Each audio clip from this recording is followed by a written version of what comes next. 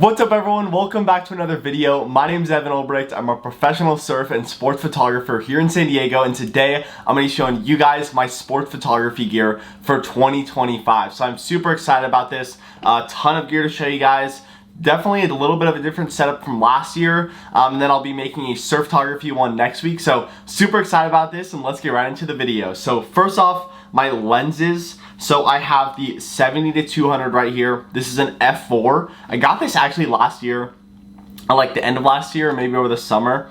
And this lens is amazing. This lens is like so small. So here is my 1-400, which is like my go-to when I'm doing anything outside, like soccer, baseball, football, stuff like that. And this is my 1-400. This is my 70-200. Like, look at the size comparison right here. And then if you flip it over and look at it, like, this is insane. This thing's like half the size, definitely half the weight, because it is a mirrorless camera, or for the mirrorless camera for my R5, which is on here. And the R5 I've had for, I think, 3 years now.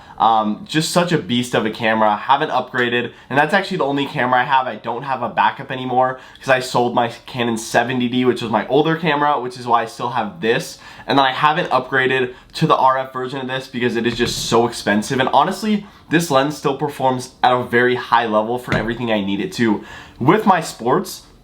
And I think that the Canon R5 as well, the photos are so sharp and like just amazing photo quality that this thing still does very well just with the adapter, and I don't have any problems with that. And then I'm also filming on the 24-70 f2.8, which is honestly an amazing lens as well, which I've used for indoor, for like basketball, being right under the hoop.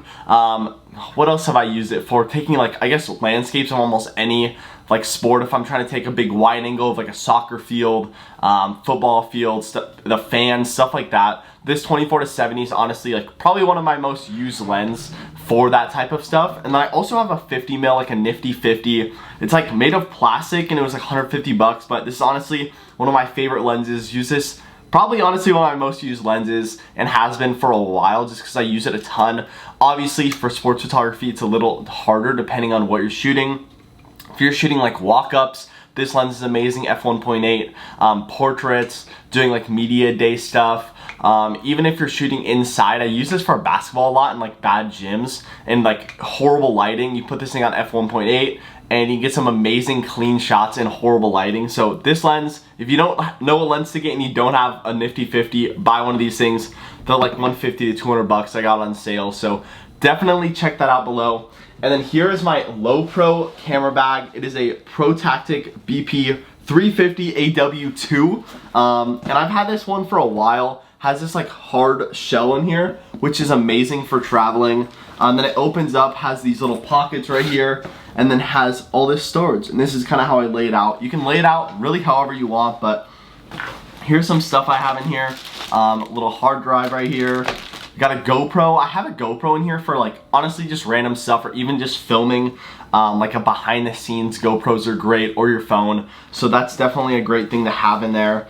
Here's my Joby GorillaPod. Whoa. This thing is honestly, I use this so much if I don't want to bring my big tripod, which I'm using right here, which is a Me Photo tripod. I've had that tripod for like 6 years now, and it's honestly been pretty good. One of the legs is kind of broken, so I should probably get a new one, but if you're looking for like easy travel one and you don't need a big like full tripod, get one of these Joby GorillaPods. I use this all of the time. It's so easy to set up your camera on it. Yeah, I would definitely recommend doing this. I even usually use it for like YouTube videos and stuff, so you can use it for so many different things. Then I have this ThinkTake cable management bag, which I have like batteries and stuff in. So this is an awesome bag as well, just to keep stuff organized. Have this little card holder right here. Got all my cards in here. Honestly, don't have that many in here because I have them in like a few places in case I lose this or lose my bag. I have a couple in like a little storage pouch right here in the top, so it kind of flicks open.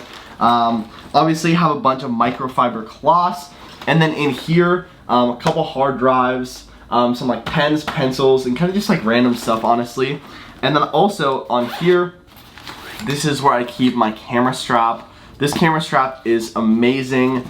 Kind of clips. I'm sure everyone has seen these clips from the Peak design. where you just clip it to the side of your camera and you leave the little clips on your camera, so it's super easy to get on and off. And I've had this for like 6 years as well. Super good quality. This thing, like, I could sell this thing as brand new. No one would ever know. Like, this thing is such good quality. I know, like, they make a lot of other stuff too, Peak Design, and all of it's really high quality, so I would definitely recommend. And honestly, for my sports photography stuff, that's really all that I use. I don't have a ton of stuff. I do have a Rode microphone on there. It's like the new Rode Microphone Pro, but that's really it that I use for sports photography. I don't want to have a ton of gear. I don't have any like the cages or anything. That's just way too much for me. I do have a small monopod in there, but that's really it. Like, I don't know, I really focus on the camera, the settings, and then the lenses I think are the most important, honestly. Having lenses to make sure that you're not too far away in sports is obviously super important.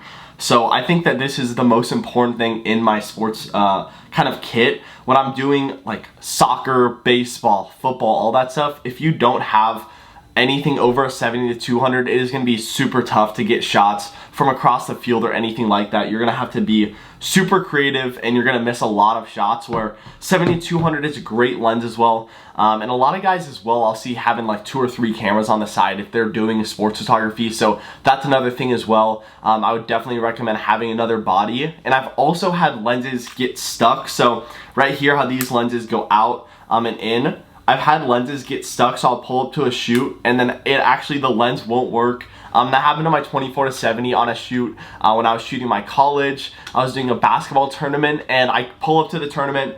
All I had was my nifty 50 in my bag as well.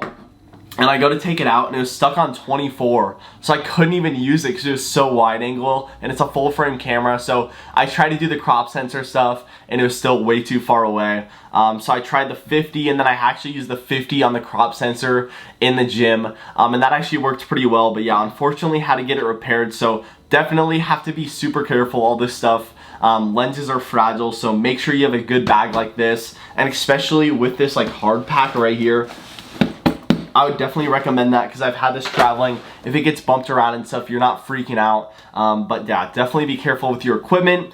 And also, like, don't be afraid to buy lenses that aren't brand new. Because like this one, I still use this. It's an EF 1-400 f 1.4 or 1, and then it's 4.5 to 5.6. And it's the L series, so it's still the professional lens series, but it's an older lens, but it's at a great price. Like, this lens was under $1,000.